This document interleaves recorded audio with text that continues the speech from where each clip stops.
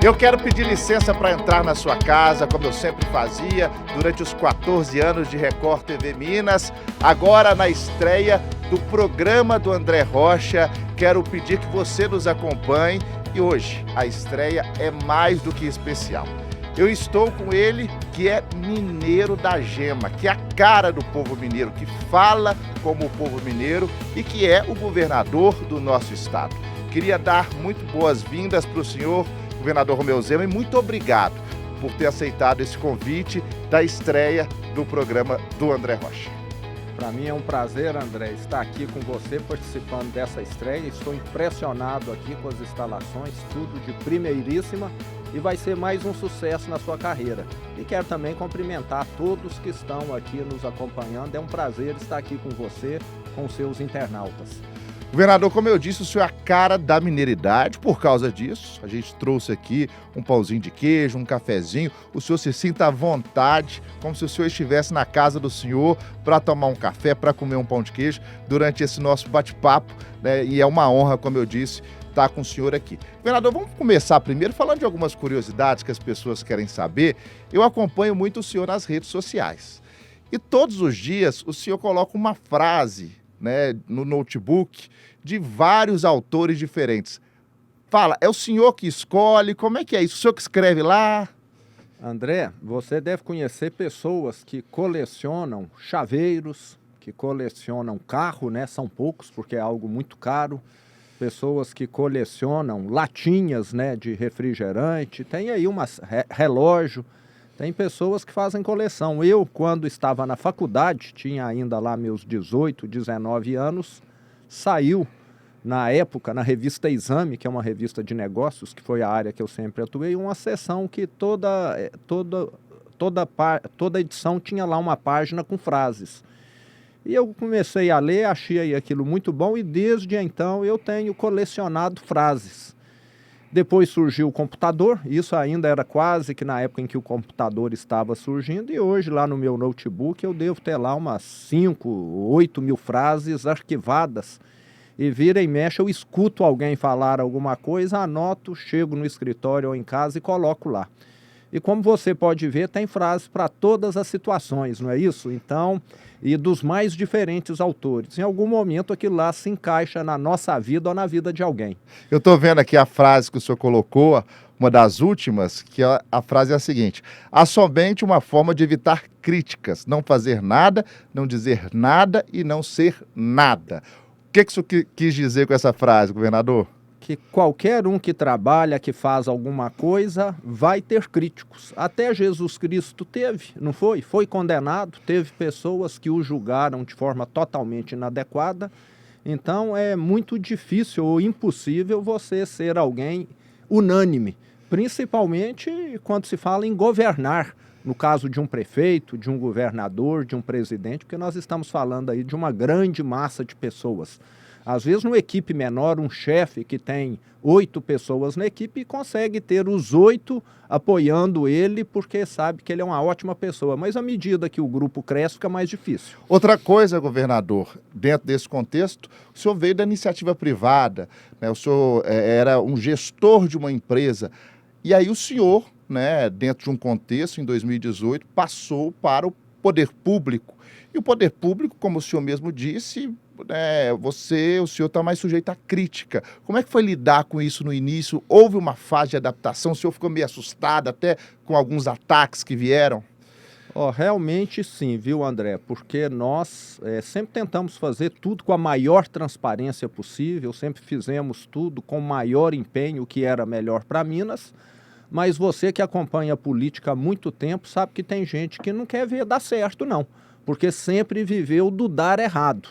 Então, nós, infelizmente, temos isso aqui em Minas Gerais. E, como a própria frase aí disse, você nunca vai agradar a todos. Tem gente que quer que o seu governo dê errado, mesmo que o mineiro seja prejudicado, para ele ter chances de se eleger.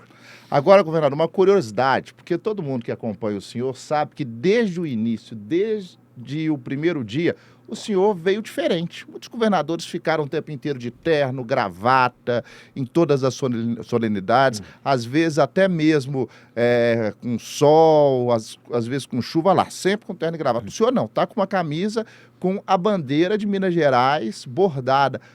De quem foi essa ideia? Qual que é o símbolo disso? Bom, André, eu sempre trabalhei uniformizado a minha vida toda. Inclusive, algumas das fotos que eu publico eventualmente, fotos antigas, mostram lá. Teve uma camiseta polo branca, uma camiseta azul listradinha com branco, e hoje a empresa ainda continua tendo uniforme. E eu acho o uniforme algo bacana, porque você não precisa levantar cedo e ficar em dúvida sobre o que vestir. E é uma forma de tratar todos igualmente. Tem pessoas que às vezes têm uma condição melhor, apesar de ganhar a mesma coisa, o pai dá mais, então o uniforme deixa todos iguais, todos estão ali trabalhando em prol, no nosso caso, do governo. E fui eu mesmo que fiz. Essa bandeirinha aqui é a mesma que é utilizada no uniforme da Polícia Militar. Então qualquer um que vai na loja aí de uniformes da Polícia Militar consegue comprar essa bandeirinha e depois é só costurá-la na camisa. Então eu continuo usando o uniforme, só mudei de instituição. Era a empresa que eu trabalhava no passado, mais de 30 anos, e agora é o governo de Minas. Agora, o senhor, dentro de todo esse contexto de mudança de rotina, né, de mudança de cargo da iniciativa privada para a iniciativa pública, claro que teve que mudar a rotina. Para quem não sabe, o governador decidiu não morar no Palácio das Mangabeiras, que era a residência oficial do governador até antes do Romeu Zema. E o senhor alugou uma casa e o senhor não tem nem empregada, né? O senhor tem uma diarista lá que te ajuda, mas o senhor está sempre lavando louça, até mostra a rotina do senhor, né? Exato. Foi bom você lembrar isso aí. Eu não acredito em Estado, em governo senhor. O Estado, o governo tem que ser servidor, tem de atender a população. E o que nós sempre tivemos no Brasil, André, foi uma total inversão desses valores. Quem governava aqui em Minas, além de ter um palácio com 32 empregadas, tinha 7 aeronaves à disposição, só para poder distribuir voos entre os amigos. E isso hoje não acontece nada. Eu moro na minha casa, que eu pago aluguel, não tenho 32 empregadas, tenho uma diarista que eu pago e não tenho nenhuma aeronave exclusiva à minha disposição. Todas foram transferidas para a saúde e para a segurança pública. E se você analisar aí os números do passado, você vai ver que o número de transplantes em Minas Gerais cresceu muito. Por quê? Porque agora tem avião para levar coração, para levar fígado, para levar pulmão quando necessário. No passado não tinha. E a segurança também, somos o estado mais seguro do Brasil, como aconteceu recentemente, há 2 anos atrás, em Uberaba, onde aquele crime, o novo cangaço, invadiu a cidade. Em meia hora, o nosso pelotão de elite estava lá para poder combater os criminosos. Então, eu acredito nisso. Os equipamentos do Estado para atender o povo e não para atender os amigos do rei, como foi sempre. Então, é uma mudança muito grande. É nisso que nós vamos continuar insistindo e fazendo. E é impressionante porque essa sensação de segurança pública, muitas vezes, ela passa de maneira silenciosa. Quando o crime acontece muito, as pessoas falam, mas quando deixa de acontecer, as pessoas, às vezes, nem percebem. Ontem nós estávamos voltando de Ribeirão das Neves e comentávamos sobre isso, tanto que a sensação de segurança aumentou no governo, tanto que a cada esquina você tem uma viatura hoje protegendo a população, né? O número de furtos e roubos também diminuiu e isso é fundamental porque segurança pública faz parte da qualidade de vida. Agora, governador, só para a gente finalizar a questão pessoal, tem um grande amigo lá no governo que é o Júlio Fares, que ele diz o seguinte: olha, depois que acaba lá o dia de trabalho, às vezes a pessoa vai para um bar tomar uma cerveja, o governador vai para esteira, é isso mesmo, governador? É isso. Eu também me acostumei desde a época em que eu fui prestar vestibular, que eu ficava o dia todo estudando. Foram vestibulares difíceis que eu prestei e precisava mexer o corpo. Eu sempre fui muito ativo, gostava de andar, de trabalhar durante a minha adolescência. E quando eu fui obrigado a ficar assentado, aí eu comecei a correr. E até hoje continuo correndo. Mas hoje eu corro menos, é lógico, né? Porque já estou com 57 anos completos, indo para 58, e também faço musculação. Mas para mim, atividade física, André, é igual tomar banho ou escovar o dente. Quando eu não faço, eu fico assim com a sensação ruim. Então, para mim, já se transformou em algo normal. Mas não sou obcecado também não, sabe? Toda vez que eu viajo, eu levo tênis, levo um elástico, às vezes faço dentro do apartamento do hotel ali, que dá meia hora de prazo, porque o corpo, depois dos 40, ele começa a enferrujar rápido. Então, a gente tem de ir passando esse anti-enferrujante aí, para poder atrasar esse processo de oxidação de ferrugem. Eu estou precisando passar por isso, viu, governador? Porque depois que eu casei, nos últimos 4 meses, eu engordei 10 quilos. Estou precisando voltar a ter... Então você... Acho que aí no caso é a esposa que cozinha muito bem, então, também, não é? também. Tá fazendo muitos agrados aí. Ela precisa rever um pouco aí o que ela tá te servindo, então. E tem a rotina que o senhor falou, governador, é virar um hábito, né? Porque às vezes a gente fala que não tem tempo, mas como o senhor disse, o senhor viaja, leva um tênis, faz no hotel, faz onde for necessário. Isso é um exemplo importante para as pessoas, não pela questão da estética, mas pela questão da saúde mesmo, principalmente quando você vai envelhecendo. É da saúde. Você pode olhar para mim, e quem me conhece, que eu não tenho nada de fisiculturista, não. Do Hulk lá, Homem Verde, né? Eu sou um sujeito magro, tenho musculatura normal.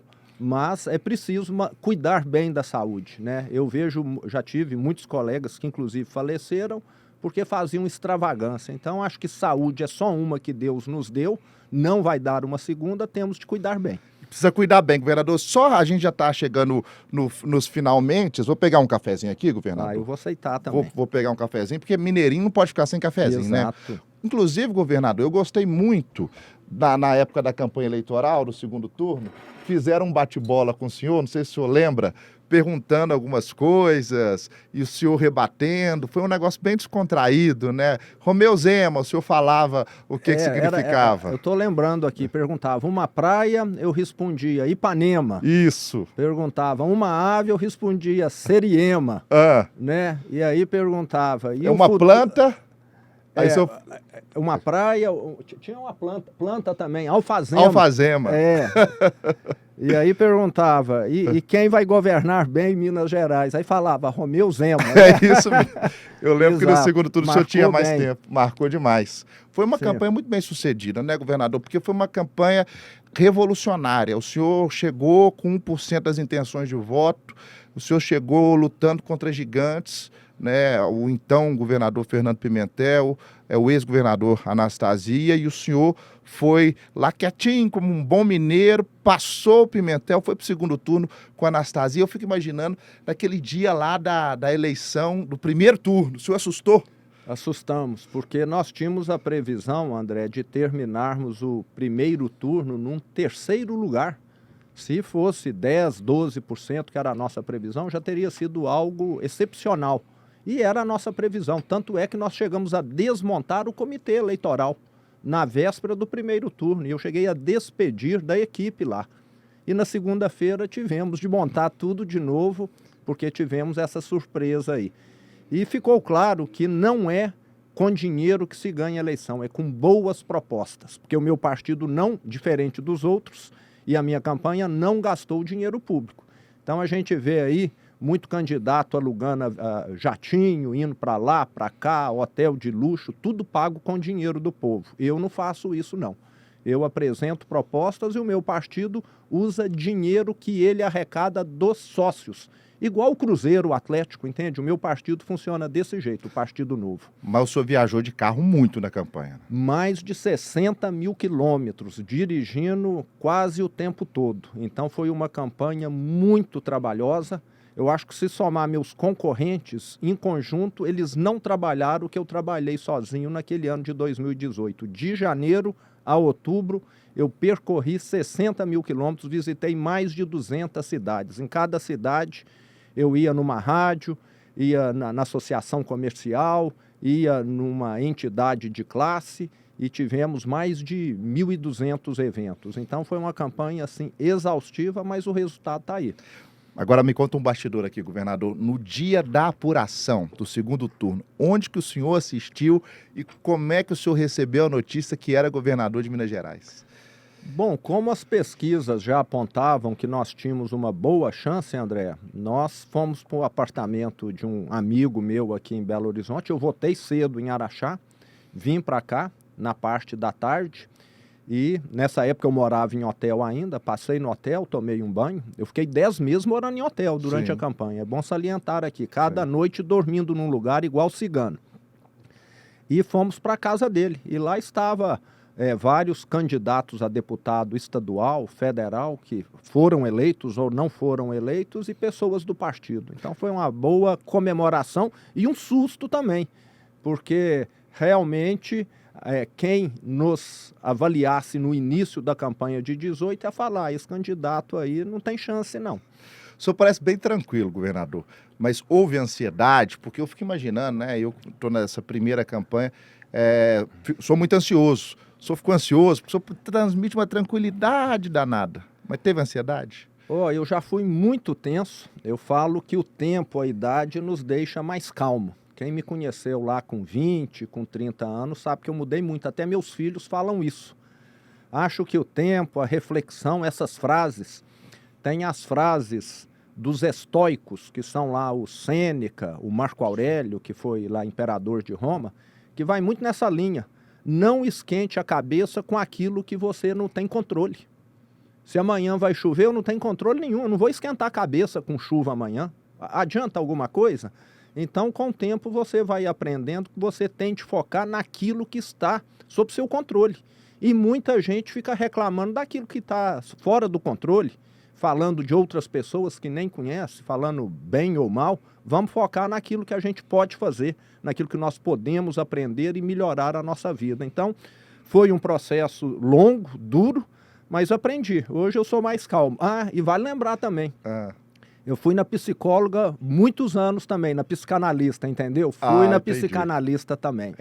Então foi tudo isso. Acho que foi leitura, foi uma série de questões. Foi muito erro na vida também. Fiz muita coisa errada, fiz muito negócio que deu para trás, que deu errado. Muitos que deram certo, os que deram certo foram mais. E dessa maneira você vai aprendendo e vê que não compensa esquentar, não. Então hoje eu sou mais tranquilo, graças a Deus. É um exemplo para todo mundo, viu, governador? É isso aí, eu também já fiz terapia. Terapia é fundamental, muita gente tem preconceito, ao contrário. A terapia te ajuda a ser um ser humano melhor, a psicanálise também. Governador, vamos finalizando mesmo por causa do horário, mas vamos tocar só um pouquinho na política. O senhor tem um adversário principal, que é o Alexandre Calil. Dentro desse contexto que o senhor escreveu aqui nessa frase, de crítica, ele faz críticas, às vezes até mal educadas ao senhor, e eu não vejo o senhor nunca rebatendo, nunca descendo o nível, como eu, com todo o respeito a ele desce, né? Tem que ter muito sangue frio, né, governador, para não rebater, né? Eu diria que sim, mas ele acho que não sabe fazer outra coisa, né? Na vida toda dele foi só criticar, só falar palavrão. Eu acredito em trabalho. Então, nesses 3 anos e meio, André, do nosso governo aqui, nós criamos mais de 500 mil de empregos com carteira assinada. Eu sempre gosto de contar um exemplo que eu vi lá em Araçuaí, no Vale do Jequitinhonha, que como isso muda a vida das pessoas. Eu estive lá com a dona Marilene, 52 anos de idade, que pela primeira vez na vida me falou quase chorando.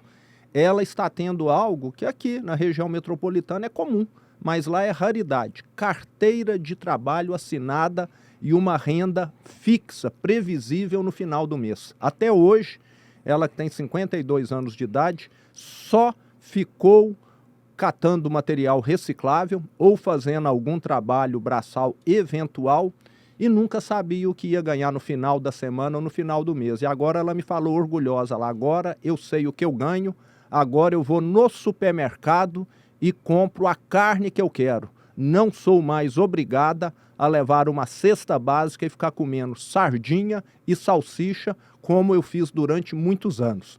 Então, isso significa você dar oportunidade, dignidade para as pessoas. As pessoas aceitam cesta básica, porque não tem outra opção. Mas o que elas querem é essa oportunidade de crescimento. E o nosso governo tem feito isso. O senhor falou tudo, só para a gente lembrar, o Calil está aliado ao PT, o vice dele é o André Quintão, e eu vi uma foto do Calil, inclusive, com o Fernando Pimentel, que foi o governador antes do senhor. Meu pai é professor estadual, ficou sem receber 13º, com salário parcelado. Minha mãe também ficou desempregada 3 anos e agora a realidade mudou. A gente vai ter nessa campanha, a partir do dia 16 de agosto, o choque entre dois modelos, né, governador? O senhor, mesmo com pandemia, é bom que se diga, num contexto de recessão mundial econômica, com Brumadinho, que nós não falamos, né? O senhor pegou uma tempestade perfeita. Não conseguiu fazer o leilão do Nióbio por causa da pandemia, que seria, né, uma forma de aliviar os cofres públicos. Mesmo assim, o senhor colocou as contas em dia. Então, os servidores públicos hoje têm muito mais tranquilidade e, consequentemente, a economia mineira também tem mais estabilidade, né, governador? Porque só quem viveu, na minha opinião, foi o pior governo da história de Minas Gerais, o governo Pimentel, sabe o que os servidores passaram, o que os policiais passaram, o que os professores estaduais passaram, e hoje não tem mais isso. E não é só salário, não. Você disse salário. Talvez o salário, André, seja o principal. Eles não tinham dia para receber no governo PT Pimentel, que falava, eu vou pagar dia 20, chegava dia 20 e não pagava. Depois falava dia 25, não pagava. Ia pagar era dia 30 já. Então, um governo que não tinha nenhuma previsibilidade, que não dava nenhuma segurança. E nós passamos a dar. E não era só salário. Eu quero dizer aqui que nós assumimos com o 13º de 2018 não pago. Tivemos de parcelar aquele 13º salário em 10 pagamentos durante o ano de 2019. O servidor público teve o seu nome inscrito indevidamente no SPC e Serasa 240 mil, porque o governo PT Pimentel descontou deles o empréstimo consignado e não pagou os bancos. Sim. E perante os bancos eles ficaram com o nome sujo. Então, algo assim criminoso, e hoje eu sei que a grande maioria dos servidores públicos reconhece esse nosso esforço. E eu tive a oportunidade também, André, de encontrar professora aposentada de 85 anos de idade, chorando, porque sabia que eu ia na cidade, me procurou para conversar, falando, eu preciso consultar no médico, eu preciso fazer exame no laboratório, essa carteirinha que eu tenho do governo, do IPSENG, não serve para nada. Porque o governo não pagava clínica, não pagava laboratório, nem hospitais também não. Então, Minas Gerais estava se transformando no caos durante o governo PT Pimentel. E é essa turma que está aí com o meu adversário querendo voltar e criticando. Eles deveriam fazer uma análise do que aconteceu no governo deles antes de fazer qualquer crítica, falando que o nosso governo não fez nada. Quando você pega um barco, um trem que estava descarrilhado e coloca ele em cima dos trilhos, você já fez alguma coisa. O que nós queremos agora é acelerarmos esse trem para que cada vez mais geremos mais empregos aqui, os mineiros tenham mais oportunidade. Há um detalhe importante. Eles falam que são muito um governo social. Um dia que você encontrar com um aluno da rede estadual de ensino, com professora, pergunta como que era a merenda no governo PT Pimentel. Era um sopão de arroz ou de feijão que às vezes levava soja. Não tinha proteína, não tinha fruta. Hoje, eu posso assegurar que nós temos aqui em Minas uma das melhores merendas escolares do Brasil. Fico orgulhoso de falar que muitos alunos hoje têm uma refeição, às vezes até melhor do que aquelas que eles teriam em casa muitas vezes. Então, para mim é muito satisfatório saber que nós estamos fazendo todo esse investimento e mudando para melhor a vida dos mineiros. O senhor pegou uma tempestade perfeita do governo Pimentel, como eu disse, tudo errado. Eu, como jornalista, acompanhei a situação, medicamentos que não chegavam.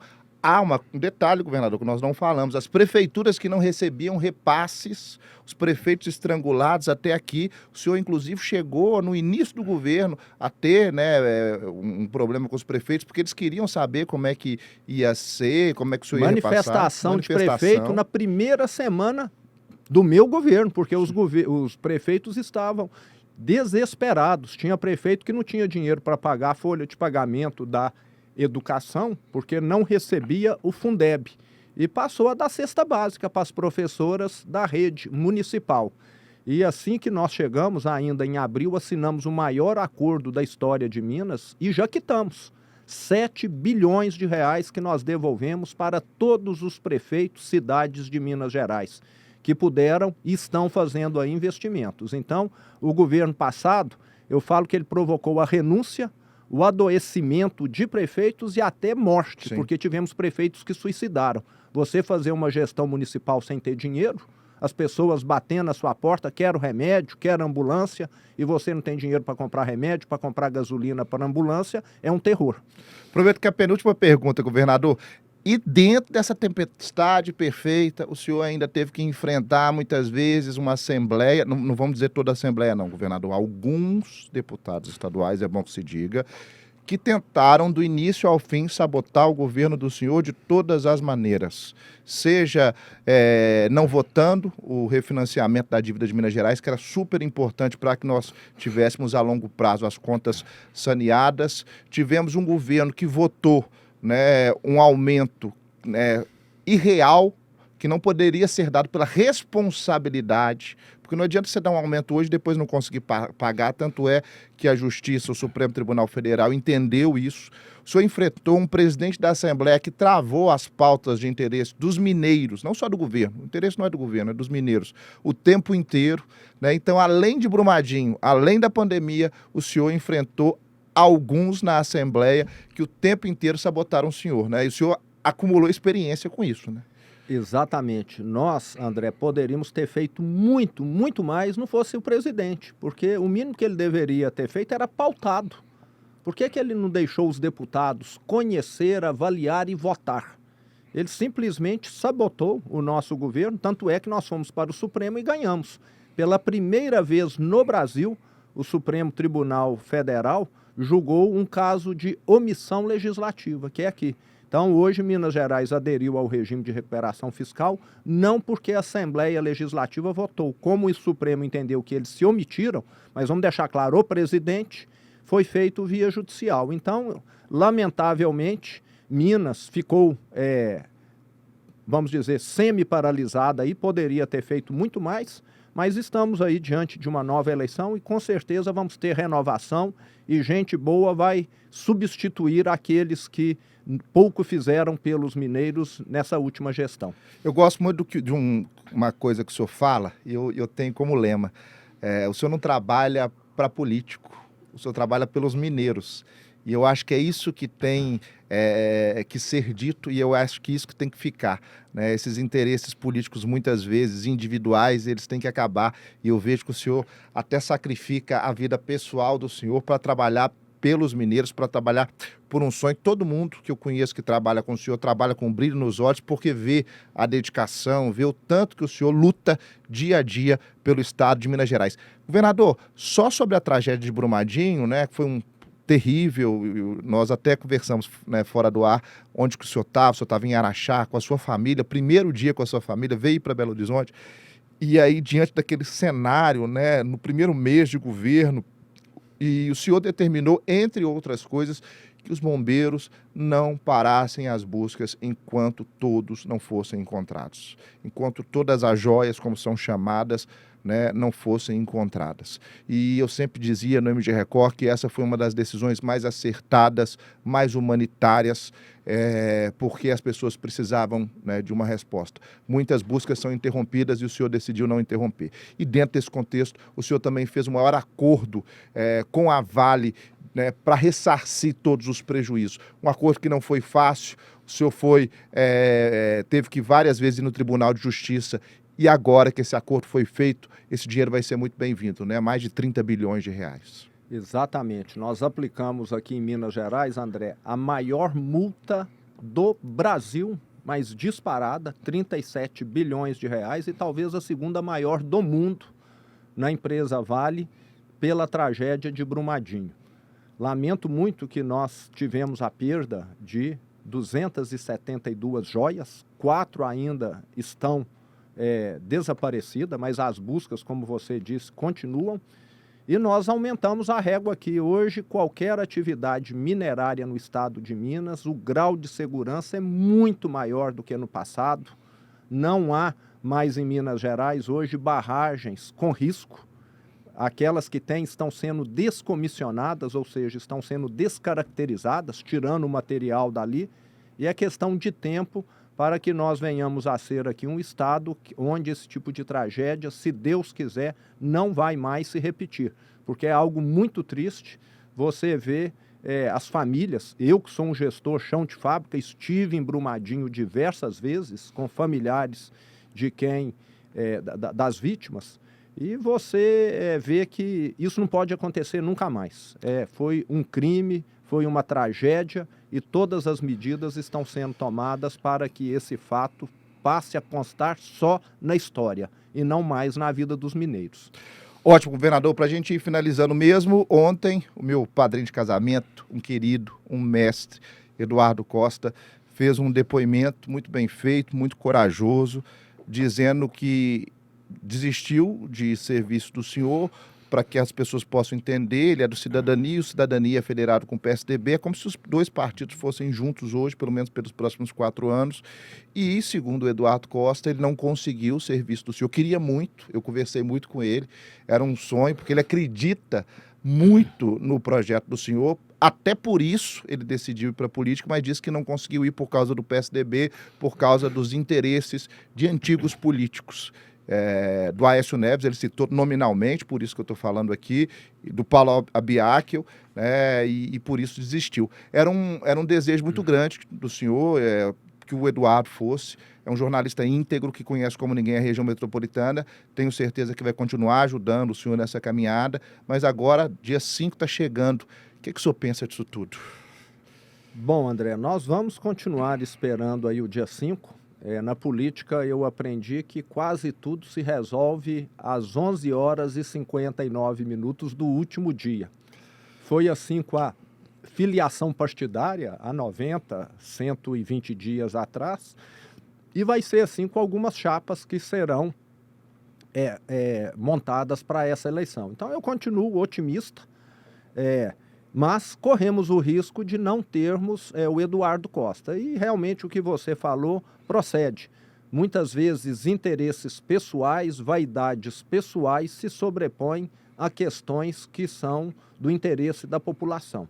Mas a política funciona desse jeito. Estamos tentando mudar. Você sabe muito bem, como você mencionou aí, que o meu jeito é fazer com que o Estado leve serviços melhores para o cidadão e não ficar agradando um bando, né, de puxa-saco, como sempre aconteceu no passado. Tenho aliados, respeito, tenho um relacionamento profissional, mas não fico distribuindo privilégios e favores como acontecia no passado, não. Nós fazemos um governo técnico, profissional e mostramos que dá resultado. Isso é muito claro, governador. Quem acompanha a realidade da cidade administrativa sabe disso, que não tem distribuição de privilégio. No governo Pimentel, aquela cidade era superlotada de gente, tinha pessoas que não tinham nem área de trabalho, de tanto carro comissionado. Hoje é um local enxuto, com quem tem que trabalhar, com os técnicos, né? Então, quem conhece hoje o governo do estado sabe dessa mudança. E eu, conversando com muita gente que entende política, todos falavam: o governador, ele sempre vai manter o esquema de trabalho dele, o que ele acredita na política. E, infelizmente, como o senhor disse, o grupo lá do Aécio Neves não deixou que o Eduardo fosse, e era um desejo do senhor. Mas o senhor tem um plano B? Nós temos aí alguns nomes e com certeza dia 5 agora vamos ter a definição final. Eu gostaria muito que fosse alguém de outro partido, para deixar claro, André, a abertura do Partido Novo, a alianças, a coligações. Então continuo lutando por isso, mas não sei se essa vai ser a posição do partido, porque dentro do partido nós temos uma governança onde eu posso falar com quem vota. Eu não voto e não decido, então eu tenho essa questão dentro do partido, mas tenho deixado muito claro para eles esse meu posicionamento. O senhor sempre respeita todas as questões legais. Tem o Matheus Simões, que também é uma pessoa muito ligada ao senhor, né? Exatamente. O Matheus é excepcional, excelente. Ele só tem um senão, que ele é do mesmo partido meu. E eu queria, como eu já comentei, alguém de outro partido para deixar claro essa abertura. Vamos ver aí, dia 5 está chegando e vamos ter a solução definitiva desse caso. Cenas dos próximos capítulos, quem será o nosso próximo vice-governador, porque eu tenho certeza que a campanha do senhor será muito bem sucedida, que o senhor será eleito, torço para isso. Se os mineiros compararem os modelos, eles não terão dúvidas. Governador, para a gente finalizar, eu queria que o senhor falasse sobre o que o senhor fez para a região metropolitana de Belo Horizonte, né? Que é a região mais populosa. O senhor conseguiu, entre outras coisas, sanear as contas públicas. Muita gente não sabe, mas muitas das verbas que foram destinadas para o combate à pandemia em Belo Horizonte saíram do governo do estado. Então, eu queria que o senhor falasse um pouquinho para o público da região metropolitana mesmo, do governo do senhor para a região metropolitana. Perfeito. Aqui, vale lembrar, é uma exceção, viu, André? Porque 90% dos prefeitos de Minas Gerais se relacionam muito bem com o nosso governo. Infelizmente, o ex-prefeito de Belo Horizonte só fez ataques. Agora eu quero deixar claro, a obra da Avenida Tereza Cristina, que vai evitar enchentes, só foi viabilizada assim que ele saiu e o Fuad assumiu. Como ele tinha uma birra do meu governo, ele prejudicou a cidade. Poderia ter feito isso há 2 anos atrás e já ter iniciado essas obras, mas não. Mas o Fuad, graças a Deus, assinou, o convênio está sacramentado, o governo do estado está repassando, eu acho que é coisa de 170 milhões de reais para essa obra que evitará novas enchentes. E eu quero aqui comentar com você, em 2018, Belo Horizonte recebeu do governo PT Pimentel, que o meu adversário representa agora, para a saúde, 266 milhões de reais. Isso está no site aí, qualquer um pode consultar no site das contas públicas. Nesse ano de 2021, o ano passado, nós repassamos 813 milhões de reais. Mais do que triplicamos o valor direcionado para a saúde de Belo Horizonte. Quero comentar aqui, só a Santa Casa, através do Valora Minas, só de 20 para 21, nós aumentamos o repasse para a Santa Casa em 21 milhões de reais. E sem considerar que estamos pagando para a Prefeitura de Belo Horizonte, que é a maior, uma dívida monstruosa que o governo PT Pimentel fez. Agora, onde que o prefeito colocou esse dinheiro? O ex-prefeito, né? Nós já pagamos para a Prefeitura de Belo Horizonte, não tenho aqui o valor exato, mas é alguma coisa como 800 milhões de reais que o governo PT Pimentel tirou da Prefeitura. E olha só, ele se dava bem com quem saqueava a Prefeitura. Agora, com quem devolve os recursos para a Prefeitura, ele critica. Então, parece que é alguém que tem uma visão diferente da maioria dos seres humanos. Mas nós temos feito grandes investimentos aqui na área metropolitana, principalmente na área da saúde. Vamos ter um investimento no metrô também. Sim. O governo federal vai colocar 3 bilhões e 800 milhões e o estado 400 milhões de reais para que o metrô, depois de 20 anos, venha a ter uma expansão. E isso vai melhorar muito o trânsito na cidade, vai ser um conforto muito maior para quem mora em Belo Horizonte. E a grande obra, sem dúvida alguma, André, aquela que vai revolucionar não só Belo Horizonte como a região metropolitana, é o anel viário. Isso, exatamente. O Rodoanel, aliás. Sim. Quantas pessoas morrem por ano no Rodoanel? E por incrível que pareça, nós temos prefeitos, pouquíssimos, vale lembrar, se não me engano, 2, que são contrários. Sim. Então eles querem que as pessoas continuem morrendo. Eu já falei que eu não tenho preferência por traçado. Eu quero o Rodoanel em execução e pronto para que o trânsito de Belo Horizonte melhore e para que nós não venhamos a perder mais vidas como tem acontecido. É raro um mês que não tem um acidente fatal. Então, precisamos do Rodoanel em Belo Horizonte. O recurso existe. Já recorreram na justiça, teve audiência pública, falar que não tiveram oportunidade de opinar, mentira. Todos tiveram oportunidade nas audiências e recorreram à justiça e perderam. Aí eu pergunto, agora eles vão ter de acatar a decisão da justiça, que falou, leve adiante o projeto do Rodoanel, porque ele é importante para Belo Horizonte e região metropolitana. Como eu já te falei, parece que tem gente que não quer ver as coisas dar certas. Impressionante, e eu fico meio frustrado até quando me deparo com uma situação assim. Mas vai sair, o leilão será agora ainda nesse mês de agosto. Só para falar isso, desculpa, porque eu tenho que falar isso que é importante, governador. Esse Rodoanel é fundamental para desafogar o anel rodoviário, que já virou uma avenida dentro de Belo Horizonte. E é como o governador falou, é exatamente por isso que os caminhões descem ali, né, até o trevo do Betânia e acabam matando gente, acabam cometendo acidentes. Esse Rodoanel é fundamental, nós esperamos durante tanto tempo. Eu acompanhei todo o processo de discussão das alças, já está com o dinheiro garantido, já foi feito tudo que precisava ser feito, as audiências públicas no governo do estado, é só executar. E só também para falar do metrô, que é importante, governador, que é a linha até o Barreiro, né? Que Exato. é a linha até o Barreiro, né? Que é uma das regiões mais populosas de Belo Horizonte e que o senhor já tem todo o projeto para sair do papel. Isso isso com certeza vai sair do papel. Finalmente, né, governador? Exatamente. O governo federal já tem aí o planejamento de separar a CBTU aqui de Belo Horizonte, de Minas, da CBTU Brasil, e fazer aqui a concessão do metrô, e quem ganhar essa concessão vai ter de fazer essa obra que é de 4,2 bilhões de reais. É uma obra tão grande quase quanto o Rodoanel e que vai melhorar muito a vida de quem mora em Belo Horizonte. O metrô daqui há 20 anos não ganha um metro. O Rodoanel precisava ter sido feito também há 15 anos atrás. E vai lembrar que nós estamos utilizando um projeto que já existia. Nós não inventamos a roda, não. Então, como nós falamos aqui, tem gente que não quer ver as coisas avançarem e dar certo. Governador, para a gente finalizar, como é que é o Romeu Zema de 2018 para o Romeu Zema, governador de 2022, depois de toda essa trajetória? Eu te diria que é o mesmo, não mudei nada, meus hábitos continuam o mesmo, como a mesma comida, vivo a mesma vida, o poder não me sobe na cabeça. Eu já tinha sido presidente de uma empresa com 5.000 funcionários, sempre atuei na área de gestão. O que eu posso dizer é que hoje eu entendo o Estado muito melhor. Se você for trabalhar na Fiat lá em Betim, você vai chegar lá e não vai conhecer o que se faz em cada departamento, não é isso? Mas depois de 3 anos lá dentro, com certeza você vai ter condição. Então, fico satisfeito. Eu sou uma pessoa disciplinada, aplicada, e nesses 3 anos e meio de governo, eu consegui aprender muito sobre aquilo que acontece no Estado.